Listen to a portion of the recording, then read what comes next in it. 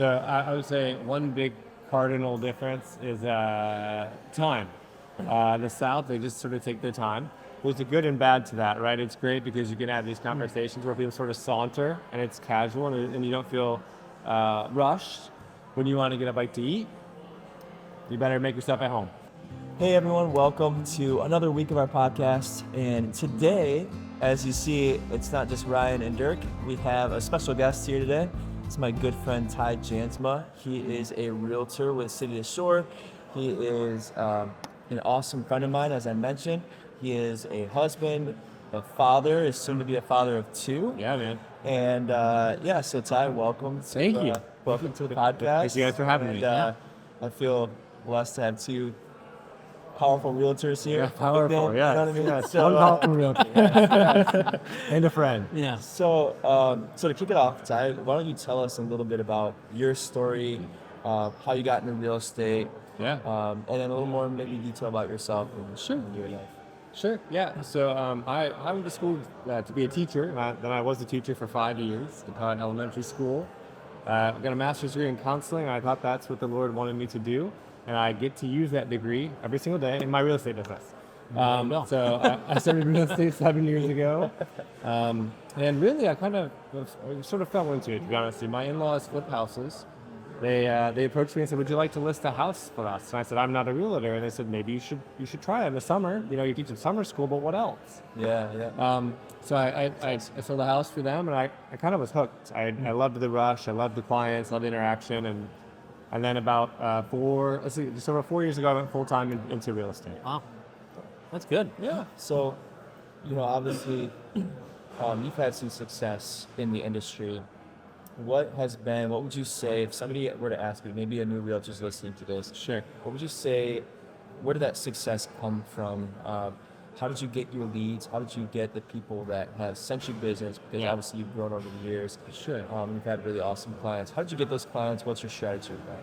Well, I think the biggest component for me is relationship, and not just looking at any person like a transaction. Looking at I have care and vested interest in this process for them. And how can I help them find the right solution and situation for their family or that person and going forward? I always tell people, we're not done the day it closes. We're not ever done. Yeah. I'm here for you. My phone is available, and I want to be there as a support. Yeah, absolutely. As far as garnering business, I had really two main avenues, frankly. A lot of referrals, which I'm sure you can attest to. It's a lot in the business where you treat someone well, and they say, "Hey, my cousin's looking," and all of a sudden, we have another great client. Yeah. And then my wife, who's in my social media marketing, and she has a blog presence, and that has helped me garner some business as well. I guess I'd say three things. And the last thing would be we also have flipped some houses, and that sort of gaining interest and attention, having people watch that journey from ugly to beautiful, has helped bring me in some folks too. Yeah, so tell us about Hannah a little bit, your wife. Yeah. I'll let you, if she's listening to this, I'll let you talk her up. Hi, baby. Some body points. Yeah. So tell us about what she does, how that's helped you. Tell us about her social media. Sure. So Hannah and I have been together for 10 years. We've been married for almost 8. Wow. And it does fly. It's crazy. Congratulations. It's crazy. Yep. Thank you, man. Thank you. I'd say, so she is an interior designer, and she has a passion for renovating. She's really got us into that. I could hardly swing a hammer when we met. Still not too good at it. Yeah. I'm teasing. You get better in time. Yeah. But really her presence and vested interest in design and the design community is what grew that for us. Yeah. She's had a social media, like an Instagram account and a blog, Hannah Tyler Home, since that's how I met her. So over 10 years. And it's grown over time, and it's a really fun vehicle to interact with people and to share our story and to really be brought into their stories. So well, we have, as you mentioned, I guess personally, we have a 2-year-old son, and we have a daughter coming in about any day now. Yeah. Which we're pretty excited about too. That's awesome. Yeah, absolutely. I think that actually is, from a business perspective, having those 3 areas that you're focusing on, that brings probably a lot of clarity to your business and your lead generation and things like that too. So it's like, absolutely, I don't have to go chase the next online paid lead, and it's like, yeah, I'm doing business well. I'm going to do it with these people, and if I do that right, we are building that lifelong connection with them. Absolutely. I know from my personal business, when I started dabbling into the investment in the commercial side, that builds the trust of the other clients that I had, like For sure. from the residential side. Oh, well, you're also like, You have a hand in this. exactly. Yes. What would that cost me to do? Like, you're more of a subject matter expert. Absolutely. So, yeah. I think too, everyone wants to be in the game, yeah. but they see your real skin in the game, and that you're right. It garners some trust and some comfort. Because like you said, you come into a house, and what would it take to do this kitchen, and what would it take to do this, and you have familiarity. Yeah. So I think that's been enormous for me. Yeah. Well, I built a house 2 years ago. You're wrapping up a house right now. Yeah. What would be a piece of advice for someone that's, considering to build a house right now? Oh boy. Just kidding. No, I would say two things really. It's hard to prognosticate and know what your future is going to be, but as best you can, think about: am I going to have children? Am I going to have more children? Am I going to get married? Am I growing my family? Try to triangulate and look a few years out. Yeah. That'd be one thing. And number two is have patience with yourself, with your builder, with your contractors. It's as you saw, right? Oh, yeah. It's a process. And so being patient and setting realistic expectations, which is probably something I didn't do, right? Yeah. And that's at times probably hurt me. Yeah. But setting realistic expectations for timeline and things to get done, that would be my best advice for them. Did you learn anything that you would do in your next new construction house? Yeah, absolutely, man. Absolutely. How many times have you built? Because you built Let's see. second. Is this your This second? is the second house we built for ourselves. Oh, wow. Yeah. Okay. But we've built 8 houses Oh. throughout different projects. So we're familiar. But when it's your own custom home, there's more detail and more nuance that goes into it. And you want to build every project you do with love and care. With your own home, you start thinking about yourself. How do I want this thing and that thing? And when you have a wife who's an interior designer, there's that too. There's more detail in that. There's more detail. Yeah, we'll leave it at that. For sure. Yeah. So what would you say? Just throw a different question at you. A new client is watching this, for example. Yeah. What would you? There's a lot of talk out there. Obviously, interest rates are a big thing. Sure. Would you recommend buying at this time? What do you think about the current market in West Michigan? And what's your advice to people that come to you looking to make a move, whether it's a return to buy? My best advice is still that the best time to buy was yesterday. That this is the culture, this is where things are changing. People are moving here. And so my clients, I sell 28 houses a year. More than half of them come from Chicago, Detroit, Nashville, Seattle, Colorado. And ultimately, people are moving here. It's a great place to live. It's a great place to raise a family. It has kind of a fun culture, a young but familial culture. And so my advice is buy now. It's still a good time to buy. My friends who bought in 2022 are clients. Wish they bought in 2021. Well, that is true all the way from me. Probably for you too. Oh, yeah. Right? You've seen that. So I still think it's a good time to buy. Is 8% high? Yes. Can you refinance? Yes. When it dips, when and if, Yeah. you can refinance. Yeah. And if it doesn't dip, then you bought it at the right time. Yes, absolutely. Absolutely. So you still bought it at the right time. So what is for you, your business, your life? What is your why, right? Obviously, you said you kind of fell into real estate. Yeah. I think a lot of people do. Yeah. I follow into lending as well. What's your why behind what you do? What is your goal? Obviously, you shared some of that with us person before we record. But Sure. what's the purpose behind what? I think a home is such a source of stability. And so to be a person who needs to help other people have stability and comfort and security in their life, that's part of the beauty of this thing. So like I shared earlier, I think my degree is in education and counseling. I love people. I love helping people. And when I got into this, I thought, it's not the same. It is the same. Yeah. And so getting to enable folks to have that stability and security, a place where they're going to build memories and experience all the myriad of emotions that we experience as human beings, that's a huge why for you. Yeah. And I think too, it's cool to help people realize their dreams. When it's investors and that's a goal, or when it's a family moving into their next home, or if someone downsizing and moving backward, so to speak, those are all emotional experiences. And so getting to be a part of that is special, and it's a why for me. I think that, and lastly, I would say, getting to work with my wife. I work a lot alone, but she does get to come alongside me, and that's been one of the greatest joys of my life, for sure. That's amazing. Thank you. I know you and your wife have talked a lot about minimalism. Yeah, yeah. Can you share a little bit about why you've chosen to be more minimalistic? I don't know if that's the right way to say it. Where that Sure, came yeah. from, and what was the reason behind that? Okay. So in 2016, I watched the documentary on Netflix. I don't know if you guys have seen it. I've heard of it. I don't know Okay. if I've watched the whole thing yet. Okay, it's worth a watch. Okay. So in 2016, my wife is working for a large company. She's in Orlando for a week. I just pulled this thing up on Netflix. Oh, that's interesting. I watch it. So I want to get rid of all my stuff. I go, I don't need all this stuff. Why do I have all this clutter? Why do I have all this decoratives? Why do I have all this clothing? I don't need all this. Something struck a chord in me that I think as human beings, we're looking for our fill. There's so many different ways we fill our cup. Yeah. And I realized that part of the way I was filling my cup was in possessions. And that was really not filling my cup. Yeah. So 2016, that was, I guess, like I said. 2017, 2018, we got rid of 80% of our stuff. Wow. I don't miss it. I don't think about it. I don't need 25 of these shirts. I have 5 of these shirts. I can rotate them every week, and I'm good to go. And I still like what I like, Yeah.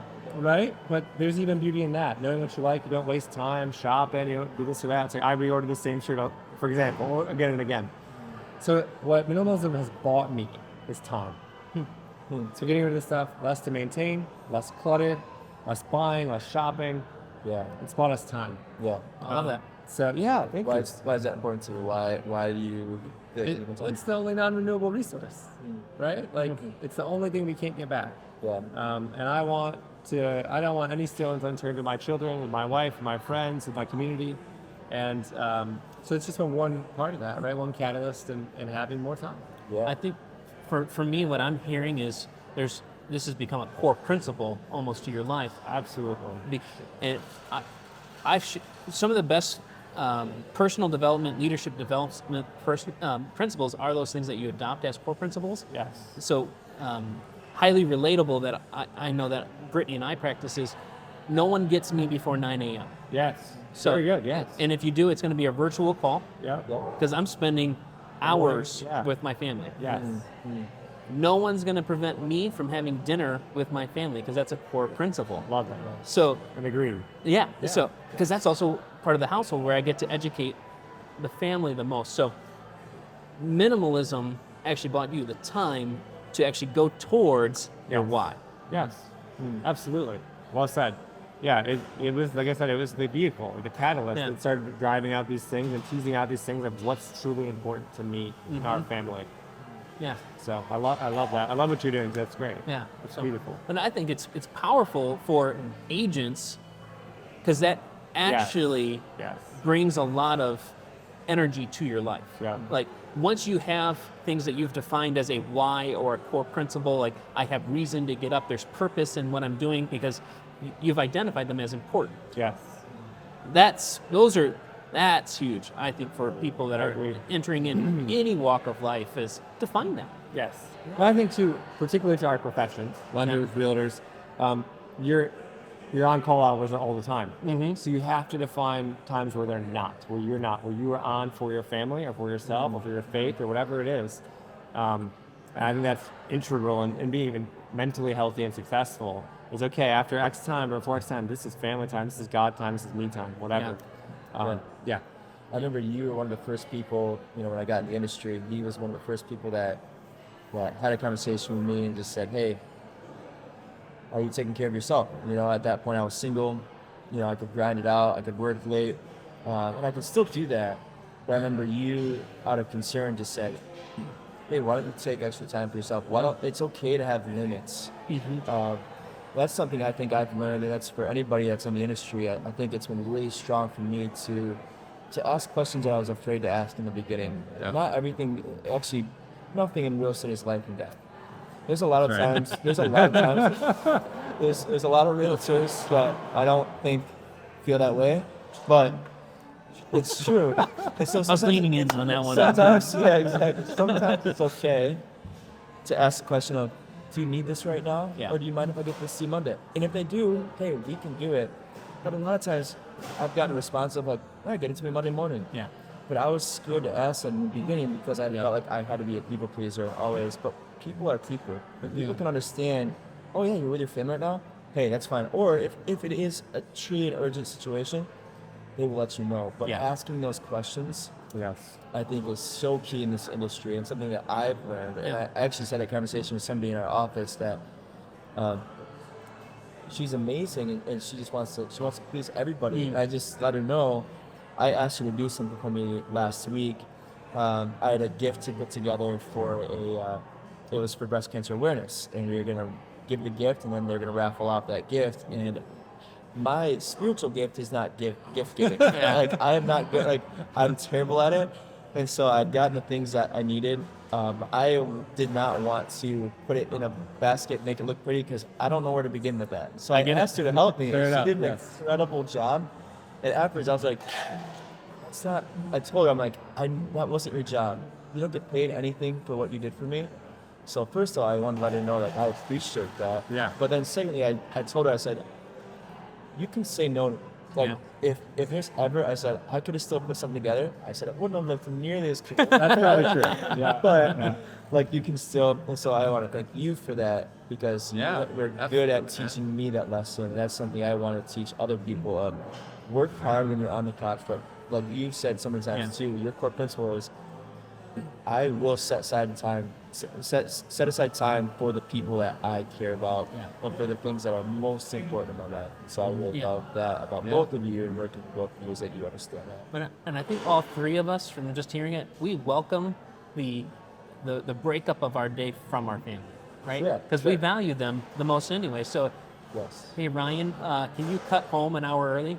If I can, I will. Right? Yeah. It's like, Yeah. oh, I now have another appointment. Yeah, with my family. exactly. Yes. Exactly. Absolutely agree with that. Yeah. Ty, you are a fan of just the bandwagon teams in college football. You respect working with clients more when they're Michigan State fans, just because you know they're probably more loyal. What are your thoughts on that? All right, Derek. Well, I gave $100,000 to Florida State and Alabama. So yes, I had that going. That's fair. Wasn't an investment, it was a giving. Yes, it was a charity offering, right? You know, I actually live with a lot of Michigan State fans, and for you State fans, go green. But not a lot else to say there. Not a lot else to say there. Yeah, there you go. Because you're a Michigan fan too, right? Yeah. I grew up in Michigan, so Michigan was our team growing up. I went to FSU for my undergrad, and then Alabama for my grad school. But I've been an FSU fan my whole life too. We spent a lot of time growing up in Florida. Yeah. But yeah, I'm also a Michigan fan. Go Blue. Jim Harbaugh is a stand-up guy, and I respect him, even if the world's trying to take him down. Yeah. So you obviously spent some time in the South. Yeah. Spent some time in the North. Yep.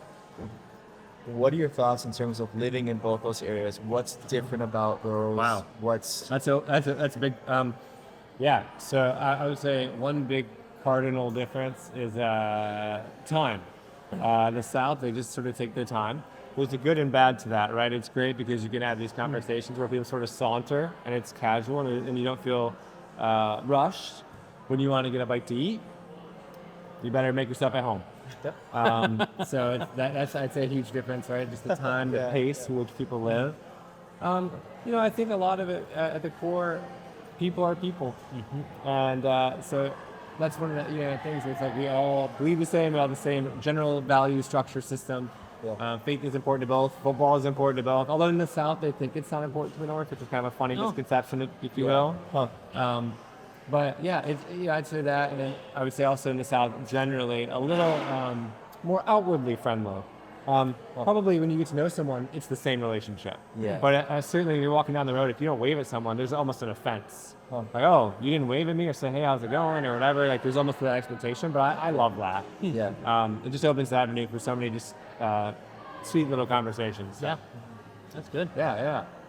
But this has been fun. Yeah, thank you. I've really enjoyed having you on here. Thanks for having me. Good to meet another colleague. Absolutely. Absolutely. And he's spoken highly of you enough times. So I was like, well, why don't we have him on here? So thank you for the opportunity to meet with you guys and chat today. Yeah. Well, I think this has been great content for everyone. I mean, from agents entering into the market, looking at renovations and construction, how we adopt in our life and our business, and how they could probably transfer some of that knowledge themselves. So Yes. thank you for sharing all of that. And, Happy to. Thank you. yeah. So if you're watching and you're viewing right now, we would love to have more people on this. And if you believe you have a message that should be shared, reach out to Dirk and I. We'd love to have you on the podcast as well. In addition to that, we do this mostly as just knowledge sharing between us in this area. It's another way for Dirk and I to nourish our bodies and have lunch together. But if you know anyone that's, buying, selling, looking in the market right now, looking for a refinance, or just looking for, like Ty said, some counseling around this, some education around this, right? Yes. So we are educators, we are counselors, we do provide value in that way too. It's beyond the real estate table, right? We're here for you. So thank you for tuning in today, and we'll catch you next week. Yeah, thanks, Wilson. Thank you.